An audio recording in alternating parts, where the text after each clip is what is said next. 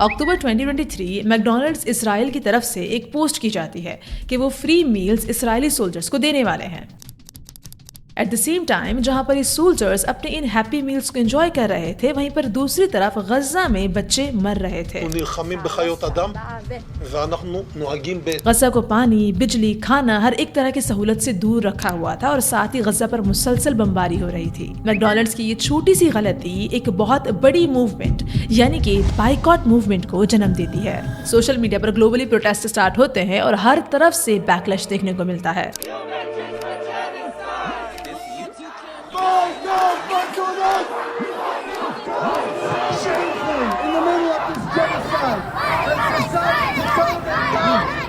You know what that tastes like?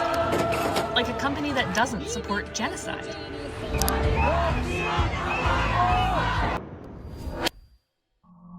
Companies को भारी नुकसान होने लगता है, स्पेशली मैक के बर्गर्स को। स्टॉक प्राइसेस 4% से भी ज्यादा गिर जाती हैं। $7 बिलियन का टोटल लॉस होता है। इस पूरे कयास में खुद को व्हाइट वॉश करने के लिए मैकडॉनल्ड्स की लोकल फ्रेंचाइजेस अनाउंस करती है कि उनका इसराइल से कोई भी लेना देना नहीं है, लेकिन इस सब के बावजूद भी कंपनी लोगों को मैक के बर्गर्स खरीदने के लिए कन्विंस नहीं कर पाती। इसके बाद जनवरी 2025 में तकरीबन 2 साल के वॉर के बाद गजा में सीज फायर अनाउंस की जाती है। अब बाइकॉट्स को थोड़ा ब्रेक मिल गया था, लेकिन फिर इसराइल अचानक से सीज फायर को तोड़ देता है। अब लास्ट टाइम मैकडॉनल्ड्स को काफी ज्यादा बैकलैश मिल रहा था, लेकिन इस मर्तबा टारगेट स्विच होकर KFC की तरफ आ जाता है। लेकिन इस मर्तबा वायलेंट प्रोटेस्ट हमें देखने को मिलते हैं। यहाँ तक एक 45 साल आसिफ नवाज जो कि KFC के एक लोकल फ्रेंचाइज के किचन में काम कर रहे थे, गोली लगने से जान से जाते हैं। इस दफा के बाइकॉट्स में लोग जाकर इन कंपनीज का सामान खरीदते हैं ताकि उसको वेस्ट कर सकें। यहाँ से ये बाइकॉट एक अलग ही रुख ले चुका था जो कि काफी ज्यादा डिस्टर्बिंग है।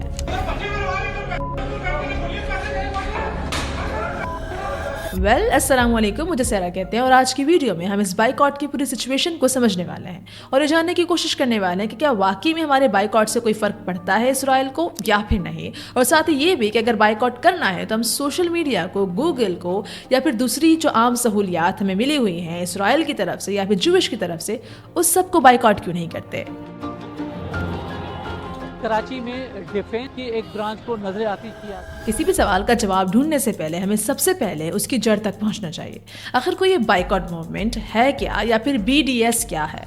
BDS का मतलब बॉयकॉट, डाइवेस्टमेंट, सैंक्शंस। ये एक फलस्तीनी मूवमेंट है जो कि 2005 में शुरू हुई थी। वो कहते हैं कि BDS के थ्रू वो लोगों का ध्यान लाना चाहते हैं इन 3 बेसिक राइट्स के ऊपर। पहला, ऑक्यूपेशन को खत्म करना। दूसरा, पैलेस्टीनियन रिफ्यूजीज को वापस लाना। तीसरा, अपार्थाइड को खत्म करो। अब BDS की ऑफिशियल वेबसाइट पर आपको एक लिस्ट मिल जाएगी कि किन किन कंपनीज को बाइकॉट करना है। ये सभी वो कंट्रीज हैं जो कि किसी न किसी हद तक इसराइल की वॉर में मदद कर रही हैं। अब एक सवाल ये भी उठता है कि क्या हिस्ट्री में कभी कोई ऐसी बाइकॉट मूवमेंट चली है जिससे हमें फायदा पहुंचा हो। 1955 to 1956 USA में मंगटमरी बस बाइकॉट हुआ था। दरअसल रोजा पर्क्स नामी एक अफ्रीकन अमेरिकन ने अपनी सीट एक व्हाइट मैन को देने से मना कर दिया था और इस पर उन्हें अरेस्ट कर लिया गया, जिसके बाद अफ्रीकन अमेरिकन ने प्रोटेस्ट करना शुरू किए और उन्होंने मंटगमरी बसेस का ही बाइकॉट अनाउंस कर दिया। और इस बाइकॉट का फायदा भी हुआ। सुप्रीम कोर्ट ने एक्शन लिया और फिर ये अनाउंस किया गया कि किसी भी अफ्रीकन अमेरिकन को बस में कहीं पर भी बैठने से मना नहीं किया जाएगा और ना ही उन्हें उनकी सीट पर से उठने पर मजबूर किया जाएगा। कोई भी पुलिसमैन उनके खिलाफ कोई भी एक्शन नहीं ले सकता, ऐसा कोई भी कानून एग्जिस्ट नहीं करता है। इसके बाद 1930 इंडिया में भी सोल्ट सतीगारा बाइकॉट हुआ था। इसमें यह हुआ था कि गांधी जी ने सॉल्ट मार्च किया था ब्रिटिश सॉल्ट टैक्स के खिलाफ और लोगों ने ब्रिटिश कपड़े, सॉल्ट वगैरह को बाइकॉट करना शुरू कर दिया था। इससे ब्रिटिश इकोनॉमी को एक बहुत बड़ा झटका लगा था और इंडिया के इंडिपेंडेंस मूवमेंट को दुनिया भर में सपोर्ट मिला था। इसके बाद 1950s to 1990s south Africa में एंटी अपार्थाइड बाइकॉट्स हुए थे। साउथ अफ्रीका के रेसिस्ट अपार्थाइड के खिलाफ दुनिया भर में बाइकॉट हुआ था, गुड्स पर, स्पोर्ट्स पर, कल्चर पर। इससे साउथ अफ्रीका की इकोनॉमी वीक हुई, सैंक्शंस लगी और फिर 1994 में अपार्थाइड को खत्म कर दिया गया। और फिर उसके बाद हमारे सामने BDS मूवमेंट, जहां पर अब इसराइली प्रोडक्ट्स या फिर वो कंपनीज जो कि इसराइल को फंड कर रही हैं उन सबको बाइकॉट किया जा रहा है। बाइकॉट करके हम ना सिर्फ इस एक एविल ग्रुप को इकोनॉमिक लेवल पर नुकसान पहुंचा रहे हैं, बल्कि दूसरी तरफ हम लोगों तक ये मैसेज पहुंचा रहे हैं कि कैसे यहाँ पर इनजस्टिस हो रहा है। अगर बात करें कि इस बाइकॉट की वजह से इन कंपनीज को कितना नुकसान पहुंचा है, तो बाय नवंबर 2024 स्टारबक्स ने 6% ड्रॉप देखा है अपने इंटरनेशनल सेल्स में। स्टॉक प्राइसेस 9% से भी ज्यादा गिर चुकी हैं, जिससे $11 बिलियन का लॉस हुआ है। जॉर्डन और मलेशिया में स्टोर्स पूरी तरह से क्लोज कर दिए गए हैं। 2000 के करीब वर्कर्स मिडिल ईस्ट में अपनी नौकरी से गए। यहाँ तक कि बाइकॉट की वजह से कंपनी के CEO को भी नौकरी से निकालना पड़ा। BDS की मूवमेंट के टाइम पर एक ऐप नो थैंक्स ऐप को भी लॉन्च किया गया, जिसके 1 मिलियन से भी ज्यादा डाउनलोड्स हो चुके हैं। इस ऐप के थ्रू आप आसानी से उन सभी ब्रांड्स को पहचान सकते हैं जिनको बाइकॉट के लिए टारगेट किया जा रहा है। इंटेल की बात की जाए तो उन्होंने जून 2024 में बाइकॉट की वजह से इसराइल में अपनी बनने वाली फैक्ट्री, जो कि $25 बिलियन में बन रही थी, उसकी कंस्ट्रक्शन को रोक दिया। जून 2024 में नॉर्वे के सबसे बड़े प्राइवेट पेंशन फंड KLP ने कैटरपिलर कंपनी से $69 मिलियन के स्टॉक्स और बॉन्ड से डाइवेस्ट कर लिया। क्यों? क्योंकि ये कंपनी बुलडोजर्स प्रोवाइड कर रही थी वेस्ट बैंक और गाजा में पैलेस्टीनियन होम्स को डिमोलिश करने के लिए। अभी तक हमने BDS मूवमेंट से होने वाले ऊपर की लॉस की बात की है, जो कि इन बड़ी कंपनीज का हुआ है। अब 2015 के रेंड कॉर्पोरेशन स्टडी एस्टिमेट बताती है कि सक्सेसफुल BDS कैंपेन इसराइल को $47 बिलियन का लॉस दे सकती है 10 साल के अंदर। अब 2014 के गजा कॉन्फ्लिक्ट की बात की जाए तो उस टाइम पर BDS के एफर्ट्स की वजह से इसराइल की फॉरेन डायरेक्ट इन्वेस्टमेंट 50% तक गिर चुकी थी। ये सब कुछ मुमकिन हो पाया है BDS के एफर्ट्स की वजह से।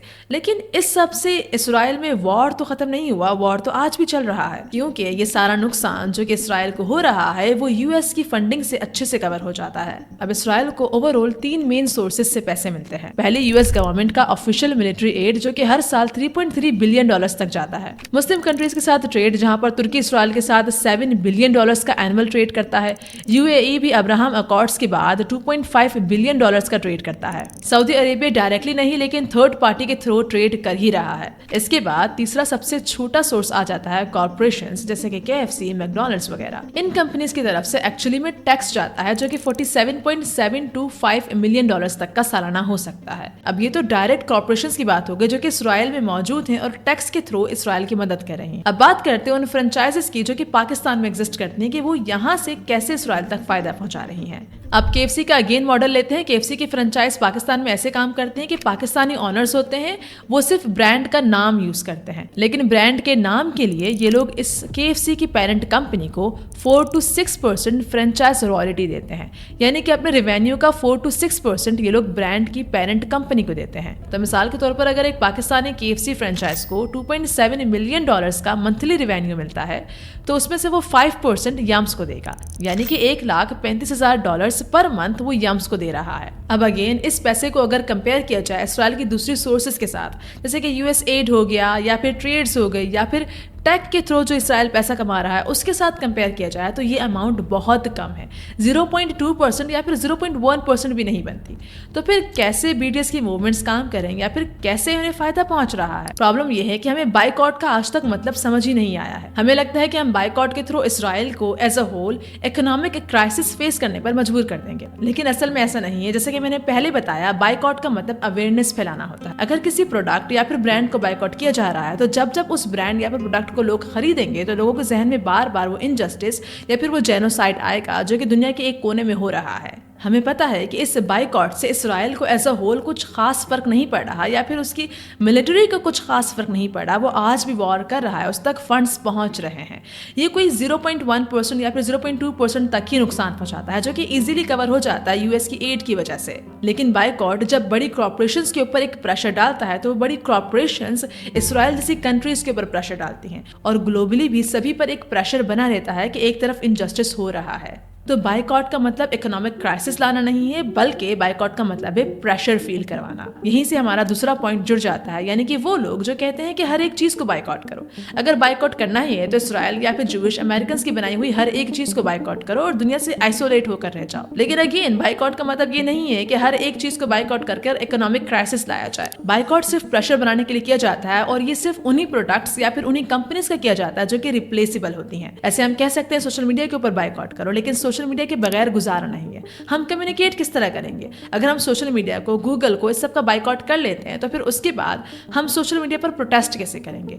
ग्लोबली लोगों तक ये जो इनजस्टिस हो रहा है उसकी अवेयरनेस कैसे पहुंचेगी? जैसे कि KFC के मील्स, मैकडॉनल्ड्स के मील्स या फिर पेप्सी, इन सब की जगह आप लोकल ब्रांड्स को फॉलो कर या फिर लोकल ब्रांड्स का खाना भी खा सकते हो। आपको मैदे का अल्सर नहीं हो जाएगा अगर आप KFC नहीं खाओगे। तो उन चीजों का बाइकआउट करो जो कि हमारे हाथ में है, जिनको हम कंट्रोल कर सकते हैं, जिनके बगैर हम गुजारा कर सकते हैं। सकते हैं, जिनको हम रिप्लेस कर सकते हैं ताकि प्रेशर बना रहे। और यहीं से हमें ये भी सीखने को मिलता है कि कैसे 2025 में जो अभी फ्रेंचाइजीज के साथ हुआ KFC के, वो सब गलत था। वो बाइकॉट या फिर BDS मूवमेंट का हिस्सा नहीं था, वो सीधा सीधा वायलेंस था जो कि नहीं होना चाहिए था। अब इसके पीछे कोई सियासी रुख था या फिर लोगों ने इमोशनली रिएक्ट किया है, हम ये खुद से डिसाइड नहीं कर सकते।